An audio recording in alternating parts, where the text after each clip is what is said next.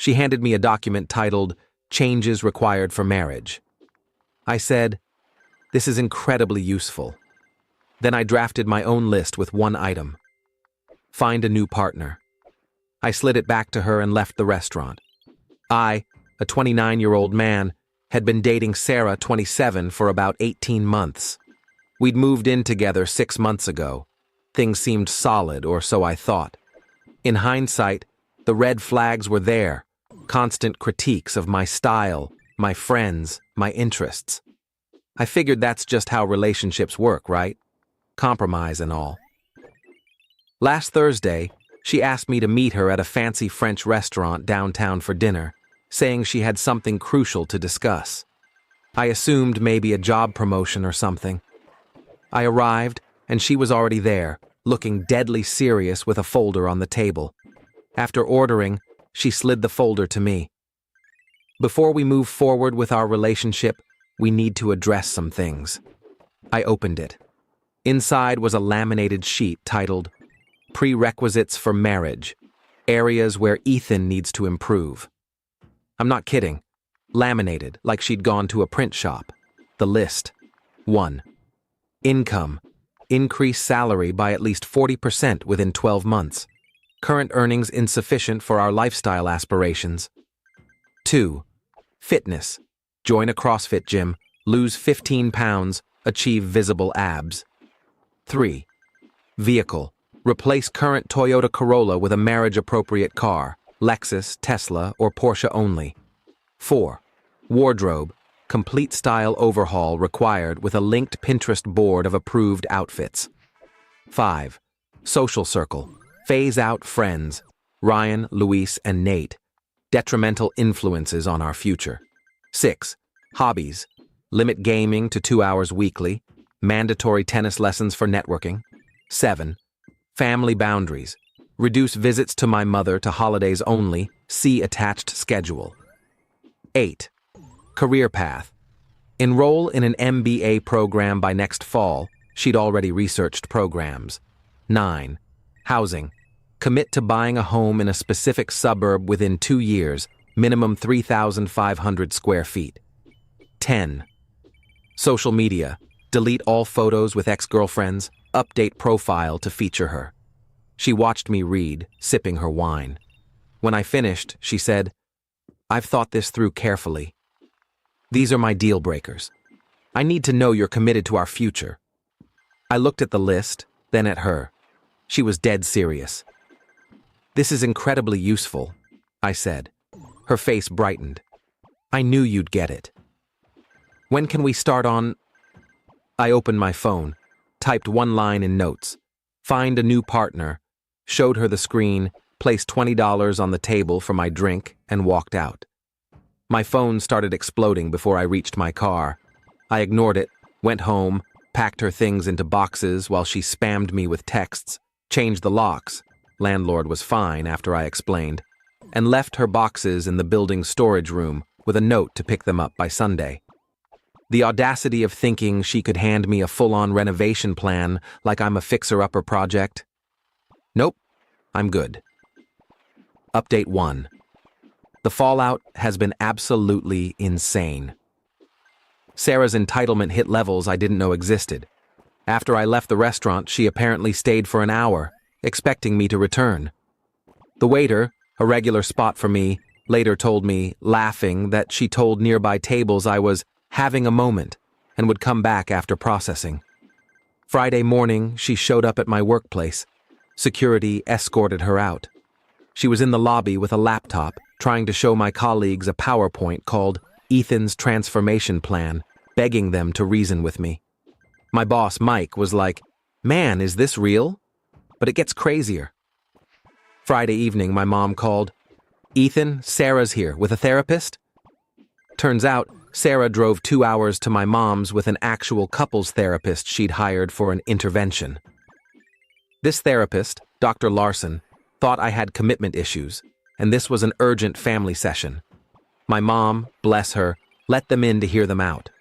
Sarah had a full presentation about my untapped potential and how my mom enabled my mediocrity. The therapist realized something was wrong when my mom asked, "Did Ethan agree to this?" Sarah, "He will once he sees what he's losing." The therapist bailed, calling it inappropriate, and left. My mom told Sarah to go, but not before Sarah said, per my mom, "You're why he's like this. You never pushed him to excel." My mom, who raised me alone while earning her teaching degree, unreal nerve. Saturday, I got an email from Sarah's dad, Stephen, titled Business Opportunity. This guy, who I'd met maybe 5 times, offered me a job at his real estate firm as an assistant manager to meet Sarah's salary demand, conditional on me reconsidering my rash decision and attending couples therapy with her. He CC'd Sarah, writing, "I've addressed the income issue. The other list items are reasonable with effort Sunday, her pickup deadline. She didn't show. Instead, her friend Jenna arrived with a U-Haul and 3 guys, with a list from Sarah claiming my TV, gaming console, espresso machine, and, get this, my grandma's antique dishes. Because Sarah used them more. Building security stopped them. I had to clarify what was hers. Jenna argued Sarah invested in my apartment and deserved compensation. One mover apologized. "She said you were abusive and stole her stuff, but you seem normal and she sounds unhinged." They only took the boxes. But it wasn't over. Monday, I got a LinkedIn alert. Sarah updated her profile to life coach and relationship mentor and posted an article, "When Your Partner Can't Keep." Up, a guide to aspiring upward. She didn't name me, but it was obvious, claiming she spent 18 months trying to elevate a partner stuck in average and created a relationship growth plan rejected by someone comfortable with less. The comments tore her apart. Someone found my post in a relationship forum and linked it. Her article was shredded and deleted within 2 hours, but screenshots spread. Last night, she texted from her sister's phone. "You'll regret this at 40, alone with your games." I replied, "Already happier alone with my games than with your lists." Blocked that number too. My friend Ryan, a bad influence, brought pizza and beer. We played Halo until 3 a.m., best Monday in months. Update 2, I thought it was done. Wrong. Sarah's entitlement went full supernova. Wednesday, the apartment office called. Sarah filed a complaint for illegal eviction and property theft, claiming she was a legal tenant and I violated her rights. She was never on the lease, never paid rent, just moved in. The office manager, Karen, said, "I've seen nonsense, but this takes it." The complaint listed her tenancy as 18 months, 6 months physical, 12 months emotional. Emotional tenancy. New one. Thursday, I'm at the gym.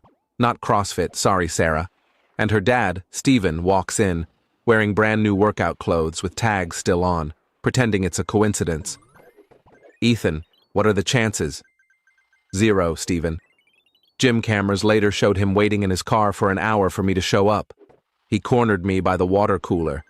"Son, let's talk man to man." Sarah comes from a solid family.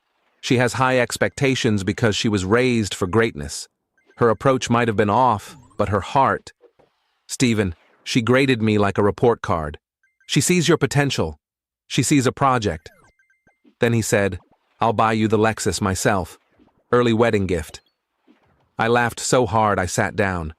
"Stephen, I don't want a Lexus. I love my Corolla. It's paid off." His face reddened. "You're throwing away my daughter over ego? She chose you. No, she chose who she wanted to mold me into." He stormed out, leaving his new gym bag. Friday was calm. Too calm. Should have known something was brewing. Saturday afternoon, doing laundry in the building's basement, I got a text from an unknown number. "Check your mail." In my mailbox, an envelope with a printout of a dating app profile for Ethan, 29, with my photos but a bio I didn't write. Driven professional, seeking an ambitious woman to build a legacy with. Fresh from a relationship with someone who couldn't match my vision. MBA, hopeful, CrossFit devotee, future homeowner. No time for games or small mindsets, Sarah had created a fake profile, matching with women as me. My coworker Juan called, laughing, "My sister matched with you on Bumble and you're acting weird, talking about power couples and synergy." Worse, she'd scheduled dates, giving 3 women my real address and meetup times. Saturday night, a woman, Lisa, showed up while I was in sweats playing Final Fantasy. She was dressed up, drove 45 minutes, and found me looking like I'd just rolled out of bed. I explained the situation. She was furious. Sarah had chatted with her for 3 days about our future chateau in Provence and retiring by 45. Lisa helped me report the profile, then stayed. We ordered Thai food and laughed it off. She left her number. "Call me when your ex calms down." "You seem sane Sunday, the grand finale." My mom called. "Ethan, why did I get an invoice?" Sarah sent my mom a bill for $8,743, itemized, relationship coaching, 18 months at $200 per month, $3,600, personal styling, $1,200, career guidance and MBA research, $500, meal planning and nutrition, $900, social circle refinement, $400, interior design advice, $1,500, future planning, $643. It demanded payment within 30 days or legal action. My mom, the kindest person, left Sarah a voicemail. "Dear, never contact me or my son again. If you send more nonsense, I'll bill you for my time reading it. $300 per hour, 4-hour minimum." The best part? Sarah's sister, Chloe, messaged me on Instagram, not to defend Sarah, but to apologize, sending screenshots from Sarah's ex 2 years ago, who went through nearly the same ordeal, different list, same vibe. He got a restraining order. "I warned her not to do this again," Chloe wrote. "She thinks she's a life architect. Sorry you're dealing with this. Document everything for the restraining order you'll likely need." So here we are. I've got a lawyer, my friend's cousin, with a discount rate, drafting a cease and desist. I've documented everything. Ryan, Luis, and Nate made a drinking game, shot for every new Sarah stunt. Luis's girlfriend said we need a new game or we'll get liver damage. I'm still driving my Corolla, gaming when I want, wearing my subpar clothes, living my best average life. Final update. This is the end of this wild saga. Buckle up. Sarah's final act was unreal. My lawyer sent the cease and desist. Normal people stop there. Sarah isn't normal. She hired a lawyer who, straight-faced, sent a counter letter demanding 1. Compensation for breaching an implied contract to improve myself. 2. Payment for her invested time and emotional labor. 3. A public apology for defamation, me sharing the truth. 4. Damages for losing the lifestyle she reasonably anticipated. My lawyer had to step out from laughing. He returned, teary-eyed. In 15 years, I've never seen someone sue for a lost imaginary Porsche. Meanwhile, Sarah went nuclear with a TikTok series, Dating Below My Level, My Journey, using voice filters and animated stories, getting 10,000 views on the first video. She framed herself as a victim of a commitment-averse slacker who couldn't handle a driven woman. Gen Z didn't buy it. Comments roasted her after someone linked my forum post. A laminated list? CrossFit mandate? Ma'am, get help. She deleted everything after video 3. Then, her ultimate move. She crashed my cousin's wedding, uninvited, explicitly excluded post-breakup, wearing a white dress, trying to catch the bouquet. My cousin Sophia was livid. Security tried escorting her out, but Sarah caused a scene, sobbing that this should have been our wedding, claiming I'd promised an engagement. My aunt, who takes no nonsense, told her, "Leave before I call the cops, and ditch the white dress. You look desperate." Sarah's final act? She grabbed the mic at the reception, attempting a speech about love overcoming barriers, staring at me. The DJ cut her off. My uncle Carlos and cousin Diego carried her out as she screamed about suing for assault. Diego, a sheriff, laughed. "Please try. I'd love to show this video in court." The restraining order was granted the next week. The judge reviewed the list, the invoice to my mom, the fake profiles, the wedding crash, and looked exhausted. "Ma'am, this is concerning." "Leave this man alone and consider professional help," Sarah claimed victimhood. The judge interrupted. "You billed his mother for being his girlfriend." "That's not normal," order granted. 500 feet, no contact, 2 years. The aftermath, Stephen apologized, unaware of the restraining order because Sarah used their address, claiming we were reconciling. He was horrified. "Ethan, we didn't raise her like this." Chloe messaged, "She's in real therapy now, not that fake intervention." Mom and Dad finally see it. "Sorry you had to expose her." My favorite twist? Lisa, from the fake date, and I have been hanging out. She finds the saga hilarious, crushed us at Mario Kart during game night, and Ryan says she's cooler than Sarah ever was. She thinks my paid-off Corolla is smart. My mom framed Sarah's invoice in her kitchen, showing it to everyone. Can you believe this woman tried to charge me for dating my son? It's family legend. Word is, Sarah's back with her parents, starting a self-betterment journey, making lists for herself now. Progress, maybe.